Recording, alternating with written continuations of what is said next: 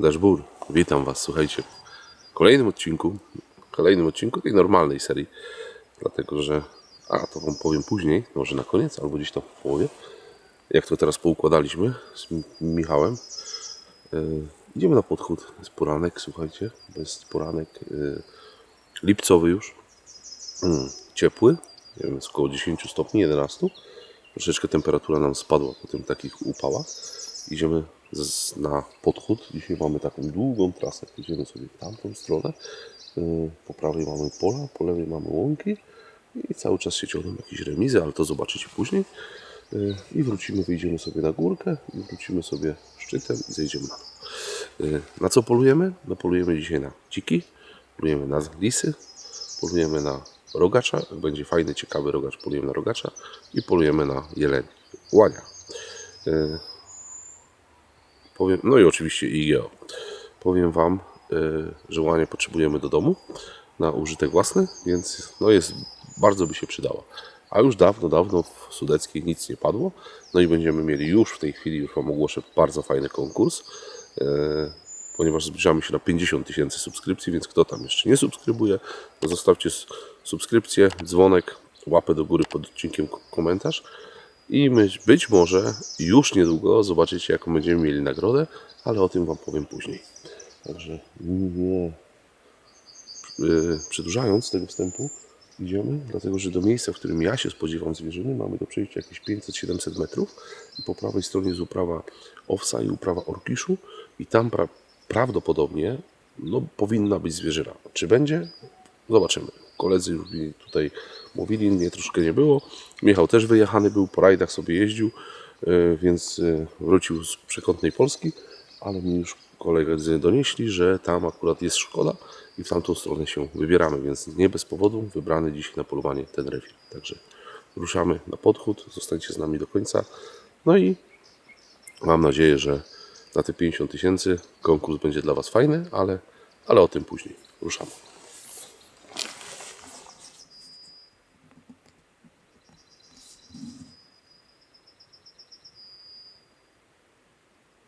Słuchajcie, mamy dziki, ale jeszcze za ciemno, żeby nagrać. Może się uda. Uda się, Michał, nie uda się.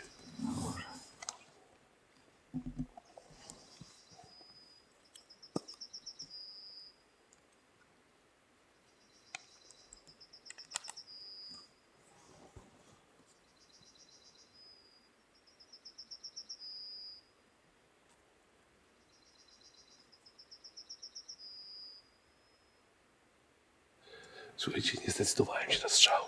Było 160 metrów, już miałem odbezpieczone wszystko. 2 przelatki, fajne dziczki takie. Zeszły sobie i poszły do góry. Ale tak uwielbiam, jak się tak zaczyna odcinek, bo doszliśmy od auta 400 metrów i już pierwsza zwierzyna. Jakby to było odrobinę widniej, żeby się udało to nagrać, to bym strzelał. Ale coś tam chyba będzie widać. Będzie widać mnie? Będzie, dobra. Także słuchajcie, już pierwsza zwierzyna była. Idziemy dalej.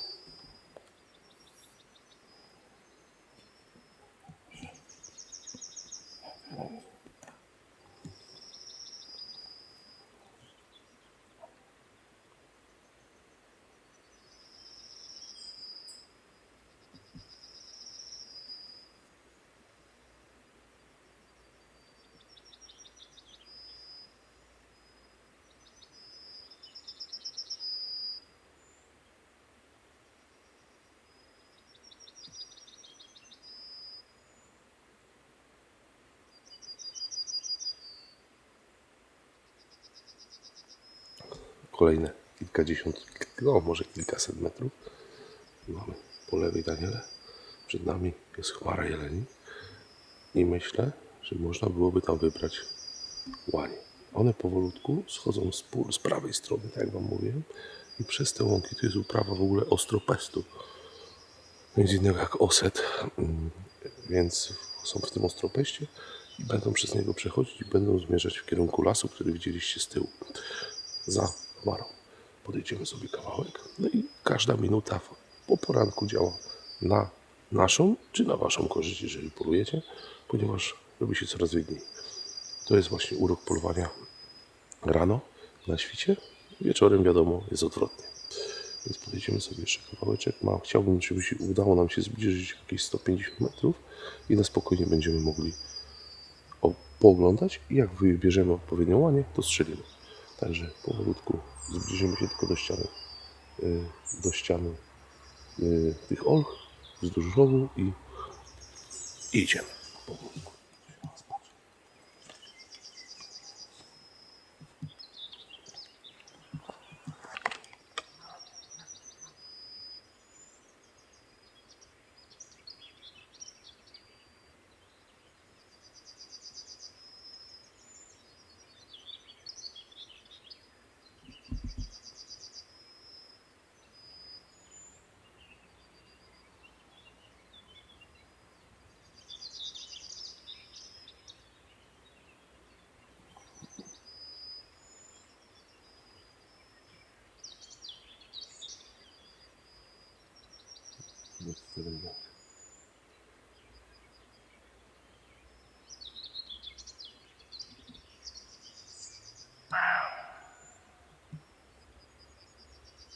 No i co?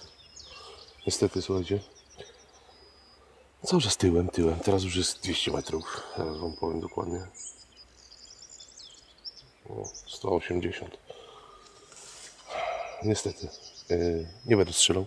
Tym bardziej, że ja to chcę do domu. Więc nie chcę sobie porozbijać tych łopatek. Chciałbym ją strzelić centralnie na komórę, na żeberko. Więc na siłę. To już kiedyś wam mówiłem, co można zrobić w odcinku. Jak ktoś nie wie, to niech sobie odnajdzie. Więc odpuszczamy tym jeleniem. Idziemy dalej.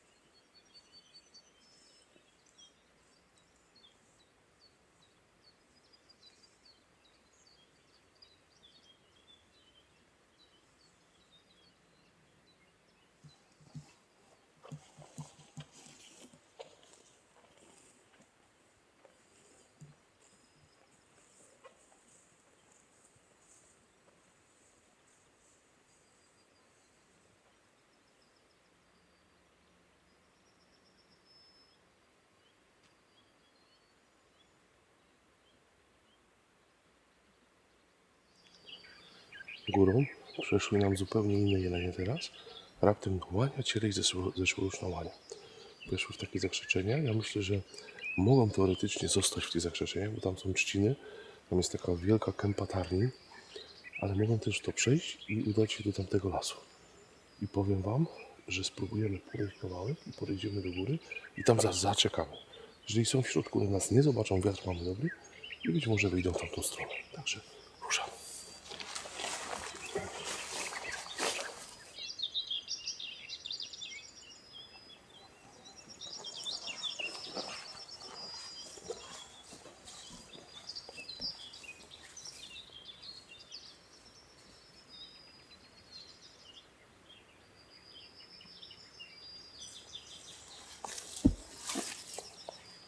Słuchajcie, zaczekamy tutaj chwilę.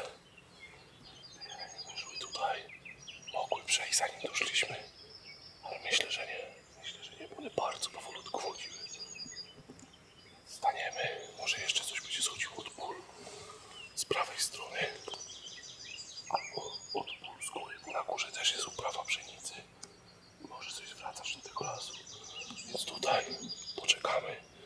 Myślę, że 15-20 minut bez spiny i pójdziemy sobie dalej. Bez pośpiechu.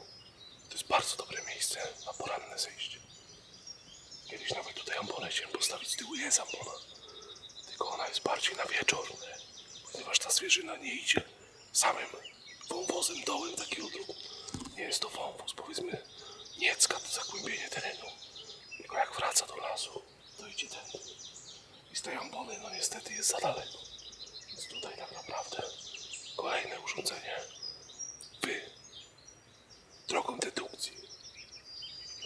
wegetacja jest jakby wyłoniła się na przełomie kilku lat. Więc tam do góry powinna stanąć ambona. Ale spokojnie. Nas poranne zejście. Teraz nie mamy tam ambony. Poczekamy na dole. Może akurat będzie coś tu przechodziło jeszcze.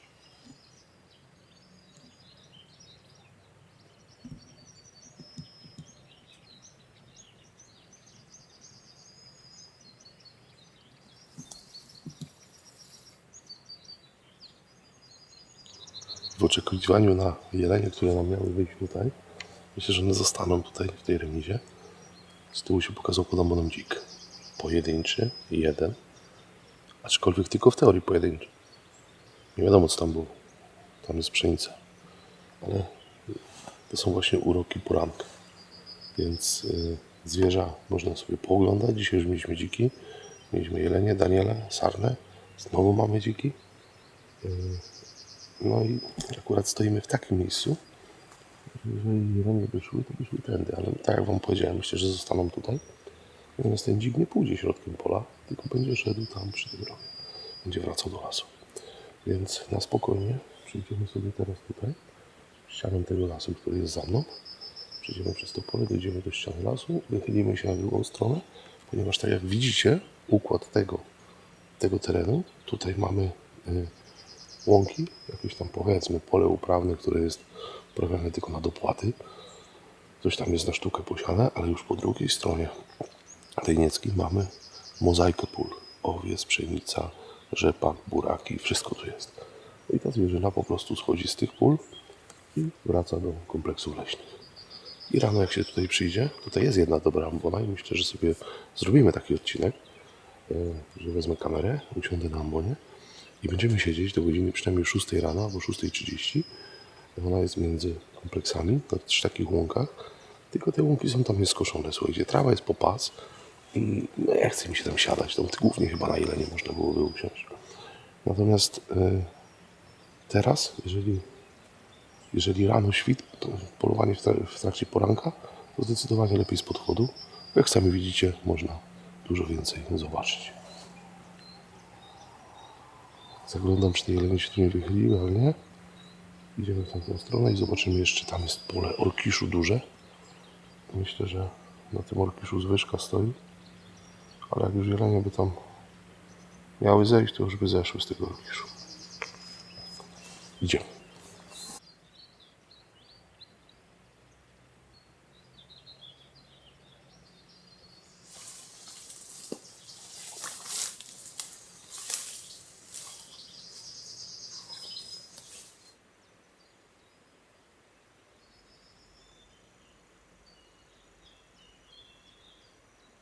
Gdy przedzieraliśmy się przez bagienko, to dziki były od nas 10 metrów.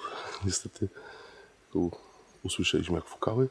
Tak jak myślałem, jak spojrzałem tylko w lornetkę koło ambony, jak się pokazały, jeden pojedynczy, no to jest zawsze locha. I była to locha, bo były małe z nią. Dzisiaj łąki są nieskoszone, a tam mamy kuskę na pograniczu łąk, trzcin i z tyłu są buraki. Teraz wam Michał pokażę. No i powolutku, strasznie duszno dzisiaj jest, słuchajcie, parno niewyobrażalne. Zapociłem się i powolutku idziemy w lewo, przytniemy taką niestety nieskoszoną łąką i wyjdziemy na górę i zobaczymy co na górze. A tam mamy sarenkę.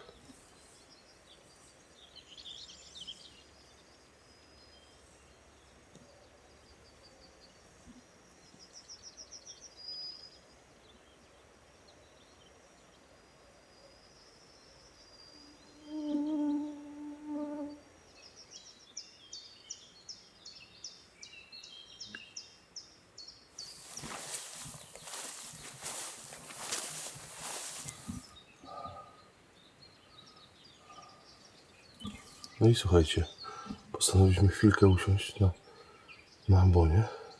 Gdy dochodziliśmy do ambony, to miejsce to po naszej prawej ręce było słychać dziki. Zupełnie inne, nie była to ta locha z tymi małymi na 100%, nie? A po lewej były byki. Tutaj słuchajcie, trawy, łąki nieskoszone, trawy wysokie, wychodziliśmy pod górę. One były na szczycie i gdzieś nas zobaczyły, usłyszały dziki, chrumkły, byki skoczyły. W każdym bądź razie zasiedliśmy tu chwilę, ale jest tak parno, że to jest się w głowie nie mieści. Ale nic, jak sobie mówię, posiedzimy jeszcze chwilę. Nie wiem, jest godzina 5:10 od następnej domy. Czekamy, że później jaka łania zeszłoroczna. No to... Słuchajcie, przeszła łania i teraz tak naprawdę widzieliśmy ją przez 10 sekund, może 15 i nie jesteśmy w stanie ocenić, czy jest to łania zeszłoroczna, czy starsza łania. Więc czekamy, ale może coś tam za nią pójdzie. Najlepiej jakby to szła rzeczywiście łania, ciele i zeszłoroczna łańka. Ale to jest tam, o którym wam wspomniałem tam na dole, że tutaj by trzeba było sobie przyjść, usiąść i siedzieć, bo tędy ta zwierzyna właśnie schodzi. Albo prawą stroną tą luką ją tu widać, albo idzie tutaj naprzeciwko. Ale poczekamy, bo z tyłu też tam coś może przyjść. Także spokojnie. Zaczekamy jeszcze chwilę, może jakieś jelenie tu będą schodzić. I tak mieliśmy zamiar z Michałem posiedzieć chwilkę i zejść i właśnie tą górą przejść z powrotem, zobaczyć co się dzieje z tamtej strony. Ale myślę, że mówiłem, że posiedzimy do 15 po, weryfikuję, posiedzimy do 20 po, bo coś tu się zaczyna dziać.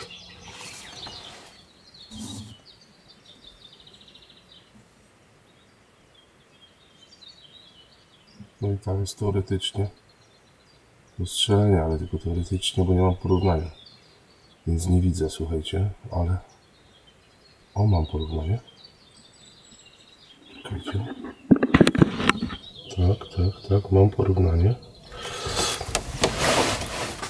Tak, to jest moje do strzelenia. Tak, niewiele większy od środka. My się już strzelamy. Jeszcze sobie popatrzę na nią, ale na razie widzę, że jest zasłonięta cielakiem.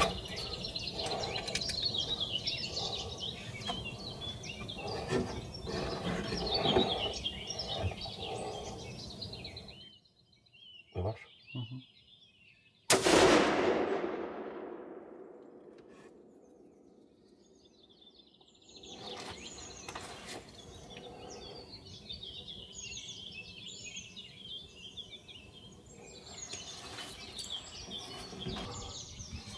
No, i wystarczyło usiąść posiedzieć, słuchajcie, bez pośpiechu.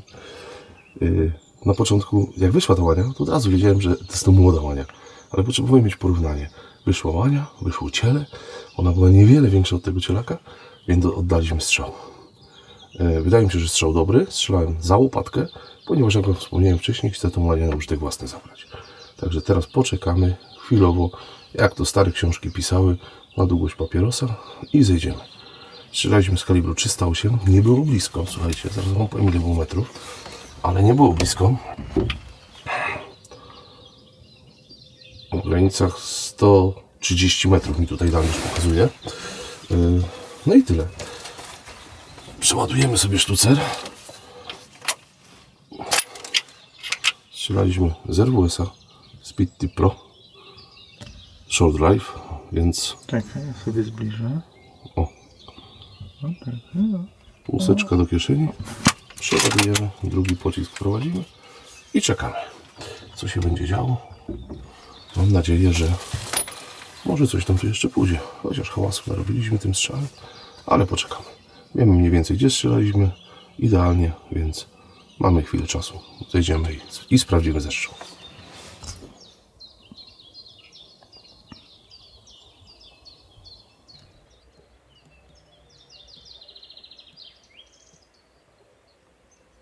Chciałem wam dwie rzeczy powiedzieć.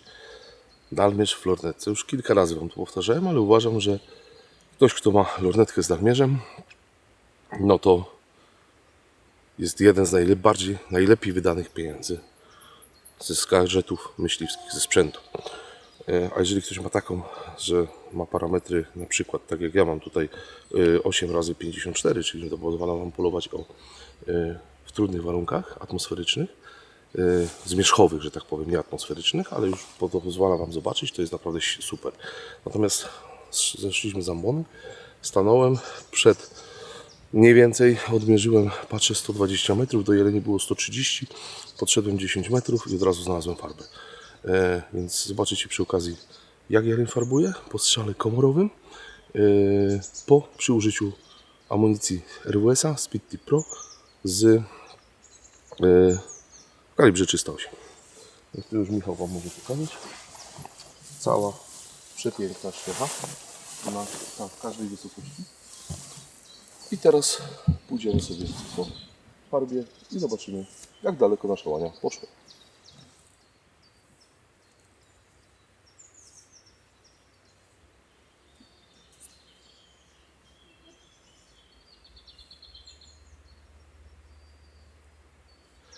I przy komorowym strzale jelowania odeszło około 80 metrów.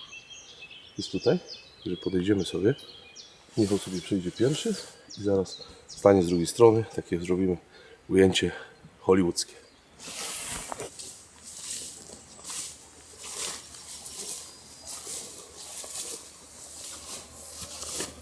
Jesteśmy przy naszej łani dwuletniej, moi drodzy.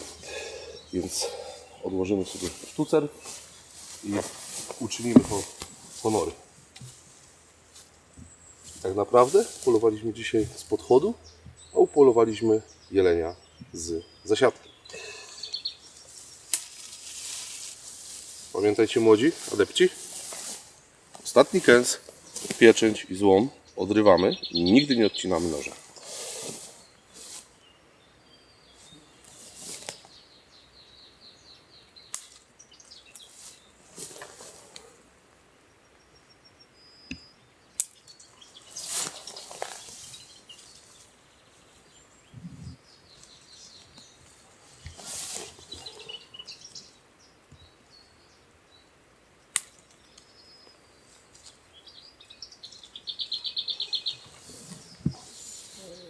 Tak, wiem.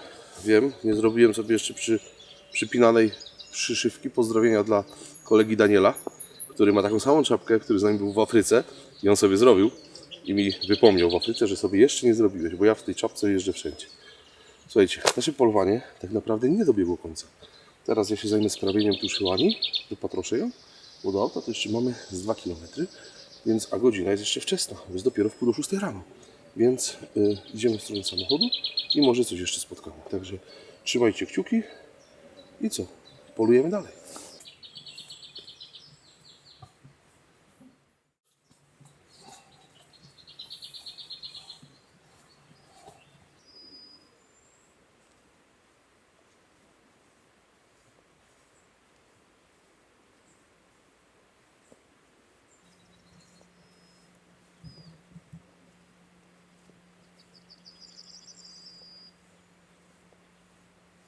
Wracamy sobie powoli.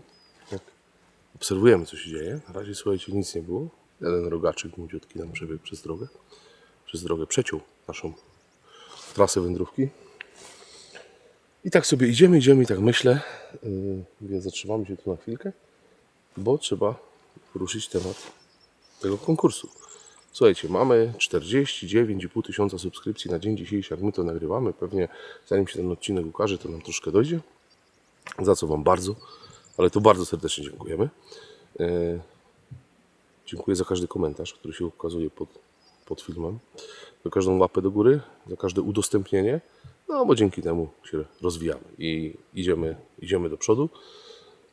Powiem tak, że no nie zatrzymujemy się. Będziecie mieli możliwość obejrzenia materiałów również z Czarnego Lądu, albo już tam gdzieś oglądaliście. Zobaczymy, jak to tam wyjdzie nam czasowo. Natomiast planujemy dalsze wyjazdy. Natomiast gdzie, to głównie na polowanie, to się dowiecie już niedługo.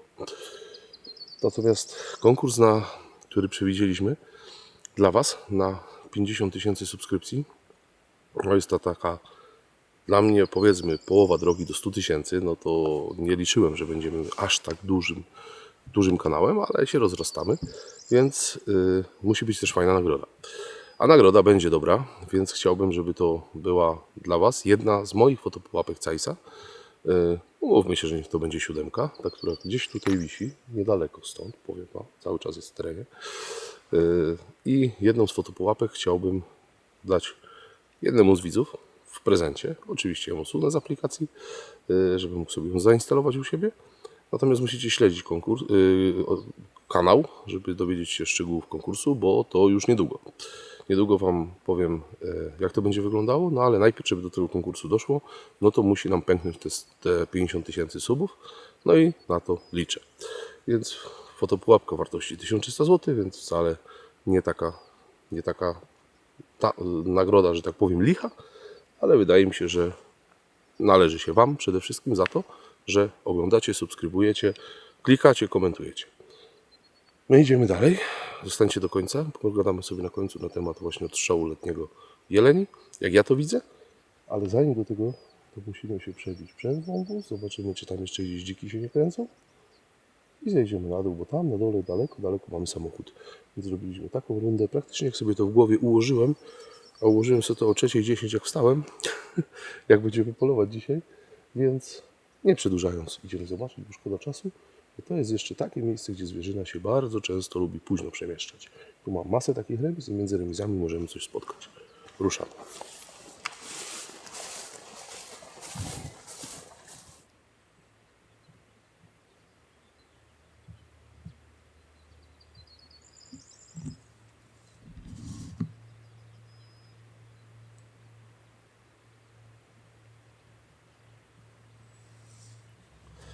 Słuchajcie, no i co? Kończymy nasze polowanie. Udało się upolować jelenia, łanię, taką jak trzeba. Niewielka, nie wiem, czy ona będzie miała 50 kg, ale do domu idealna. Wracając do odstrzału letniego jeleni, powiem Wam tak. One mają w moim odczuciu prywatnym w województwach, w których zostały wprowadzone, bardzo dobrze, że to jest. Dlatego, że mają jakby 3 pozytywne aspekty. Pierwszy, ochrona pól. W momencie, kiedy mamy największą intensywność żerowania, szczególnie zwierzyny płowej, jeleni i danieli na uprawach rolnych, możemy tych upraw zdecydowanie skutecznie chronić. Natomiast drugi aspekt to jest wykonanie planu. W naszym przypadku widzieliście, my polowaliśmy na obwodzie polnym. Tego jelenia jest dużo i to nie jest też spowodowane tym, że my go tutaj wyhodowaliśmy. No nie, po prostu na sąsiednich obwodach leśnych króluje już teraz wilk. I ten jeleń niestety jest wypchnięty tutaj i nam ciężko te plany wykonać, ale dzięki temu, że jest odstrzał letni, szczególnie łań, bo wiem, że można strzelać byki, szpicaki, ale my nie strzelamy byków, szpicaków, chyba że ktoś kulinarnie potrzebuje, no to wtedy sobie strzeli, ale uważam, że jest to bez sensu, że lepiej strzelić po prostu kulinarnie łanie niż byka, szpicaka. Natomiast powiem Wam, że dzięki temu my ten plan sobie realizujemy dużo łatwiej. My już mamy tych łań strzelonych, myślę, że grubo ponad 10, więc w każdym bądź razie mamy te 2 miesiące dodatkowe, czyli czerwiec i lipiec, kiedy możemy sobie swobodnie ten plan realizować. No i trzeci aspekt, który uważam również za bardzo istotny, no to aspekt kulinarny. U mnie na tą łanię to już czekali najbardziej Stasiu i Kornelka. Kiedy będą steki, no niedługo będą. Natomiast cała procedura tej tuszy, tej łani będzie wyglądała tak. Ona została upolowana dzisiaj, w dniu dzisiejszym rano, trafi sobie do chłodni i ona będzie wisiała w chłodni między 8 a 11 dni. I ja wiem, że ktoś tam napisze, że za długo, że to po co? Nie, moi drodzy. Jeleń powinien wisieć, powinno z niego stężenie pośmiertne zejść, on powinien sobie dojrzeć, to jest mięso wysoce szlachetne, bardzo wysoce, natomiast ono potrzebuje dojrzania.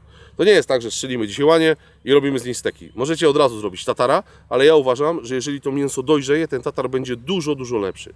Natomiast to dojrzewanie nie zachodzi w trybie 2 dni, tylko ja już mam to przetestowane przez x lat, niech ona sobie powisi te 10 dni w temperaturze 1, 2 do 3 stopni, jej nic nie będzie, a to mięso będzie idealnie kruche.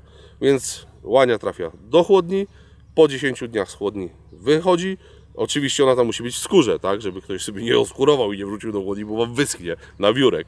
Więc w każdym bądź razie później pójdzie do obielenia i poporcjowana trafi częściowo jako mięso, gicze na zupy, kości również, schaby, polędwice oczywiście na steki. Natomiast część tego mięsa będziemy potrzebowali jeszcze do tego dziczka, ale to sobie odłożymy na termin troszkę późniejszy, dlatego też zależało mi na tym, żeby tą łanię strzelić, ponieważ potrzebuję jeleniny. Po co? Bo będziemy robić wyroby, będziemy robić puszki, będziemy robić kabanosy, nie będzie tego ja robił, będzie to robił mój przyjaciel Marcin, do którego to mięso trafi. Pozdrawiam tutaj kolegę z Opolszczyzny. Dlatego, że potrzebuję na wyjazd. Na wyjazd potrzebuję troszeczkę, wyjeżdżamy na polowanie 10-11 dni w tereny chyba jedne z bardziej dzikich na świecie i chcemy ze sobą zabrać. Jadę tam między innymi z moim bratem, więc potrzebujemy taki prowiant z dziczyzny w formie kiełbasy, w formie kabanosów, w formie puszek zabrać. Ale do tej łani potrzebny nam będzie jeszcze dziczek. Więc na dziczka, jeden z tych dwóch, które nam rano uciekły, byłyby perfekto. Ale nie będziemy przedłużać, więc widzimy się w kolejnym odcinku. Czekam na Wasze komentarze. Pamiętajcie o tej subskrypcji, bo już niedługo konkurs. Jaka będzie forma konkursu? Tego jeszcze nie wiem. Ale zachęcam do subskrypcji, dzwoneczka. Zostawcie łapę, komentarz i widzimy się w kolejnym materiale. Do zobaczenia i dashboard.